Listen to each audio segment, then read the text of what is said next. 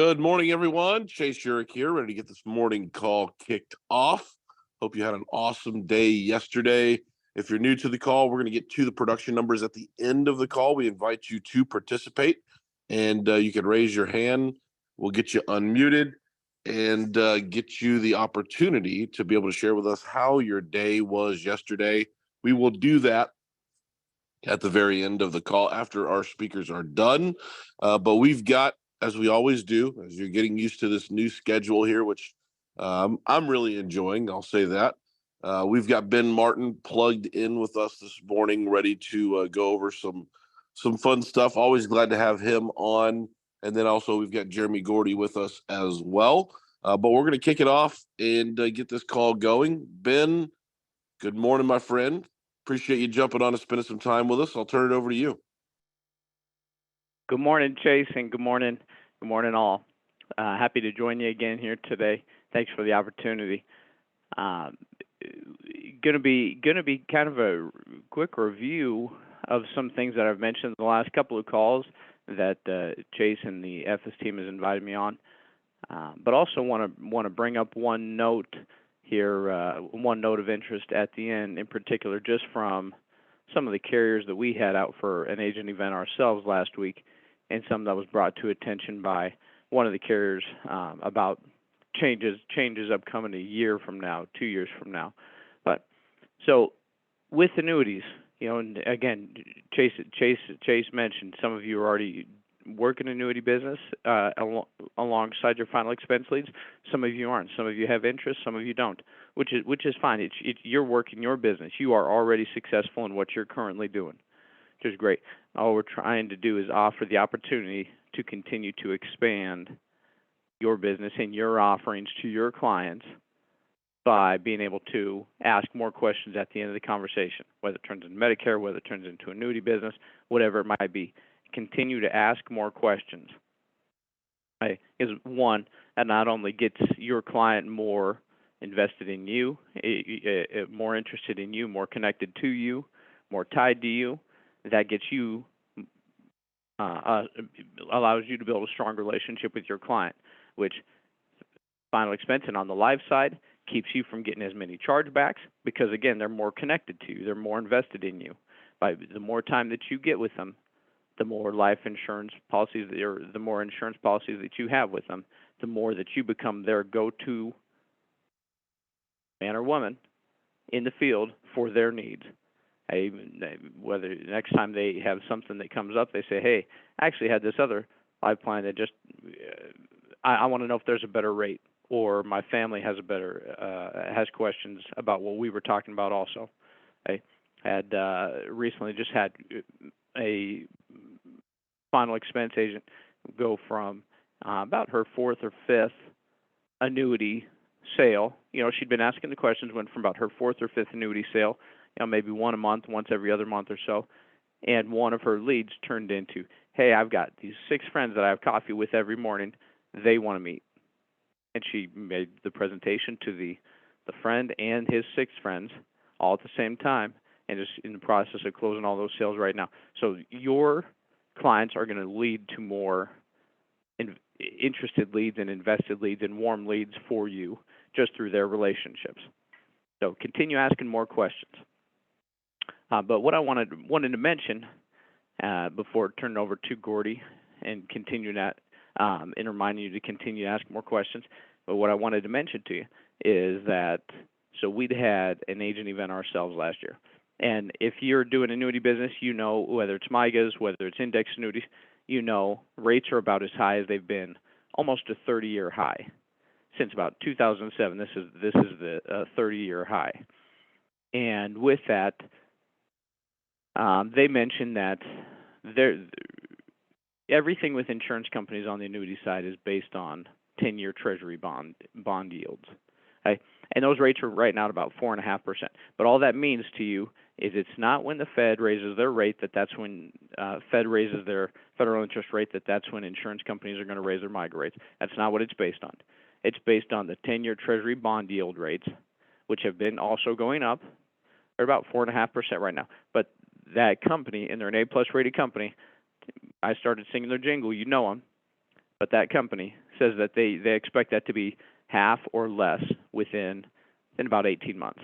So by the end of 2024, I expect those rates to drop quite a bit. So if you have clients that are looking for waiting until they think things are going to get hotter, those rates are going to get higher. If you have clients that are just delaying their decision for whatever reason, okay, these rates are not going to continue to be in this high. Okay, there is a timeline. Nobody knows when it'll be, whether it's 6 months, whether it's 18 months, maybe it's going to be 3 or 4 years that they stay this high. But that is just something for not to put pressure on your clients, but just to keep you informed on what the people who they get paid. Their salaries are based on their ability to take information and assess what it will do for annuities, what it will do for life insurance, what it will do for payout rates. Okay, so that's just a little bit of tidbit from a carrier that it interested our agents quite a bit here last week.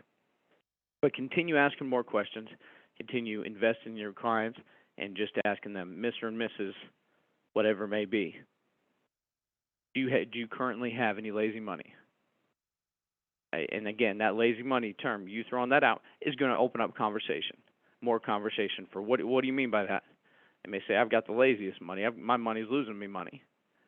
But it may also turn into, well, I have this CD from 20 years ago that rolled over, and now it's a couple of years ago. Now it's at 1%. Maybe it's at 2%. Maybe it's money that's just sitting in their checking account or a savings account. It's not a high yield savings account. It's just a regular interest bank rate that's getting them 0.25% in their checking account.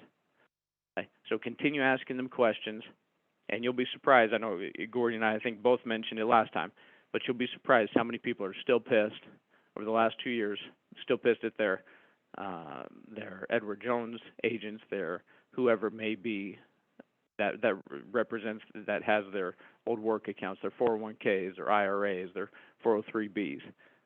That is just, they're pissed. They're looking for a better alternative to than what they're currently getting with, and the service that they're currently getting with their agents, because those agents aren't wanting to call and check in with their clients all the time when they know that the clients aren't happy. And so the same thing, they're not necessarily providing the best service right now either, because they don't want to make those phone calls. And that's the beauty of annuities, MIGAs, the fixed rate guarantees, or with indexed annuities again. The worst scenario for a client is they get a zero. They may be upset that they got a zero. But I myself, the annuities I've had for going on 4 years, I was pretty excited the years that I got a 1.25% gain when my 401ks took a 20% hit.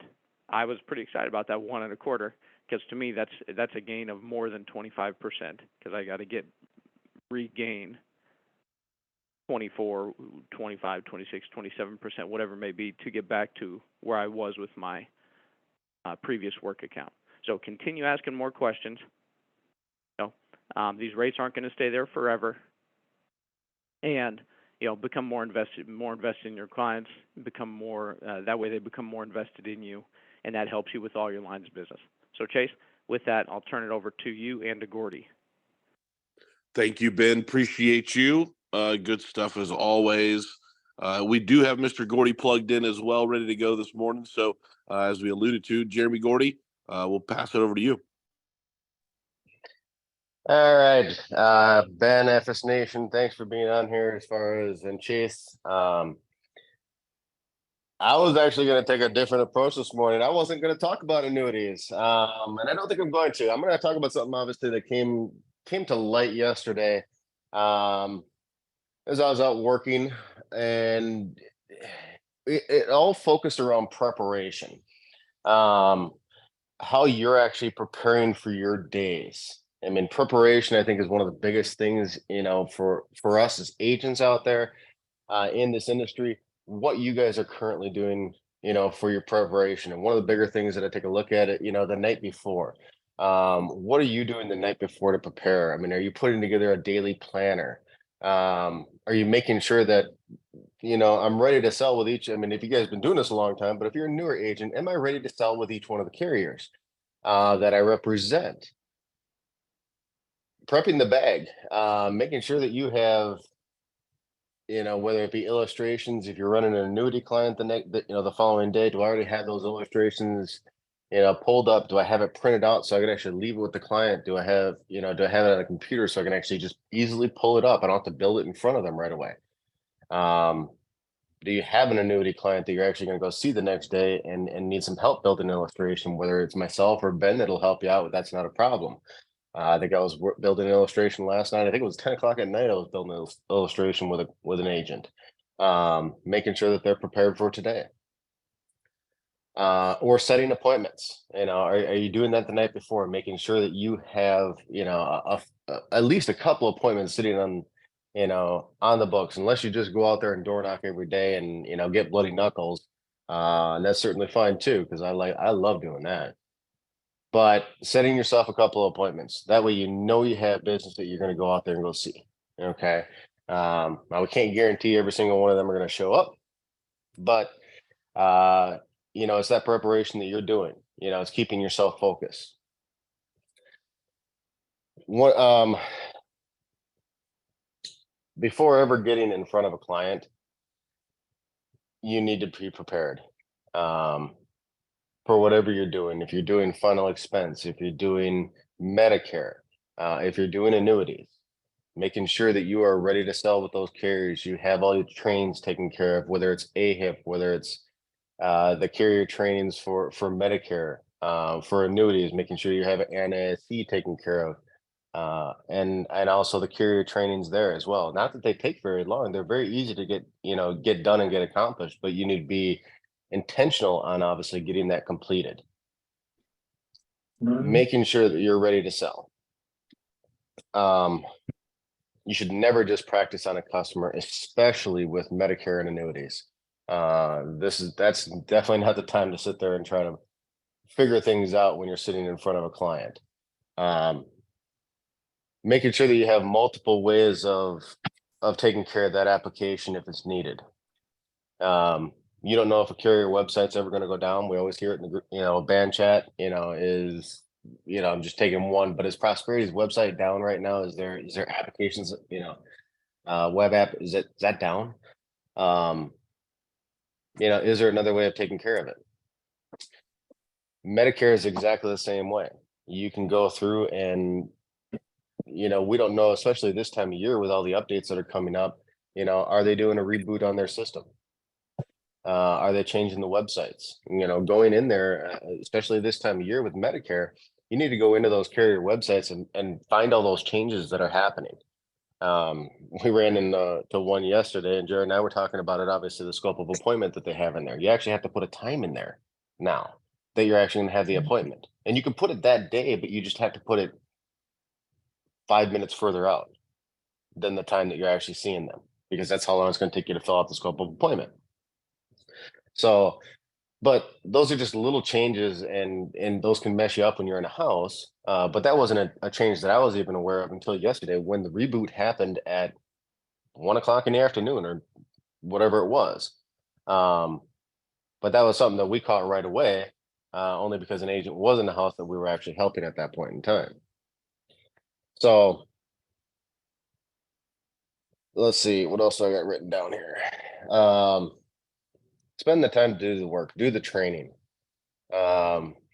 We have tons of tools for everybody to use out there, whether it's insurance toolkit, obviously being in the Dropbox and making sure that you're going through EFES University, making sure that you're taking, and I think, Chase, I know I'm going to be down in the office next week here, and I have a lot of things that I want to put up for EFES University. And even if you've gone through EFES University, everybody, we're going to be putting some trainings in there. I encourage everybody to do that. If you are struggling with a certain topic, or when you're sitting with a client, whether that's a replacement. I know we do replacement trainings on here as well, going through how to do them, how to obviously look for them, getting the policies in front of you from the clients, and going through that process while you're doing the presentation. It's a very easy way of obviously getting the policy in front of you, but making sure that you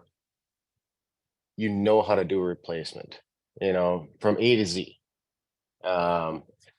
even if it's your first time doing those trainings, making sure that you go through it and writing questions down, asking your builders, making sure that if you do have a question, we want to make sure that that's answered right away. Your success is, everybody's success at that point in time. And you have a fantastic resource in the band chat. A lot of these agents out there, and none of these agents get these top agents, of Jim D'Amato or, Mr. Jason Horn, Mr. Alabama down there, and the other one in Alabama, Deontay. None of these guys got to where they're at by just guessing. Okay, they ask they ask the builders a lot of questions. We're out here to help you guys, 100%. So one of the big things I take a look at, are the 5 Ps. What is it? No, I got a brain fart. That's what happens when you get older. Sorry, guys. But preparation prevents piss poor performance. That's what it is.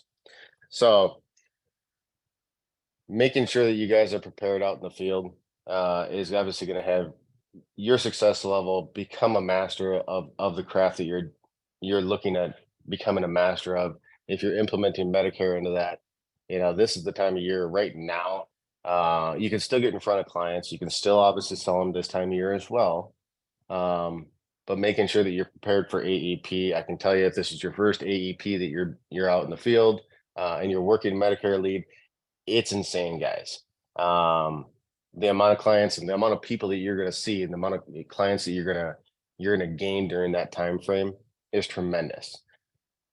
Those clients also not only are Medicare clients, but they're our final expense clients as well.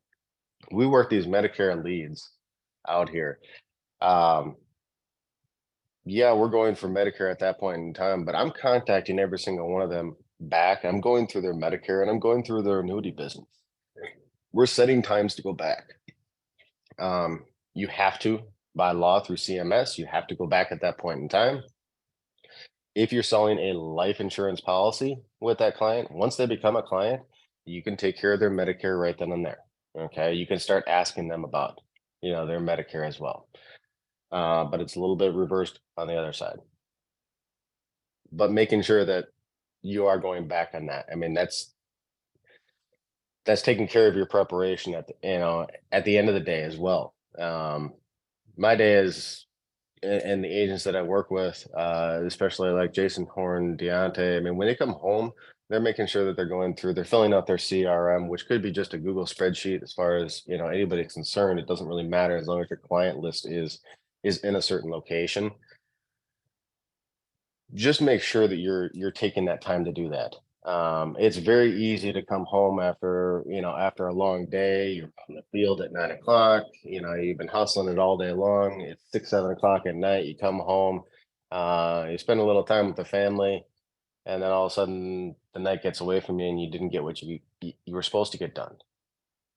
Be intentional about getting that stuff done in the evening, while it's still on your mind, still fresh, and the next morning doesn't get away from you. So, Chase, that's all I got for right now. I want to make sure we get to the numbers and get everybody out in the field. Awesome stuff, Gordee. Appreciate you, and as well as Ben this morning, getting after it and sharing some words of wisdom with us.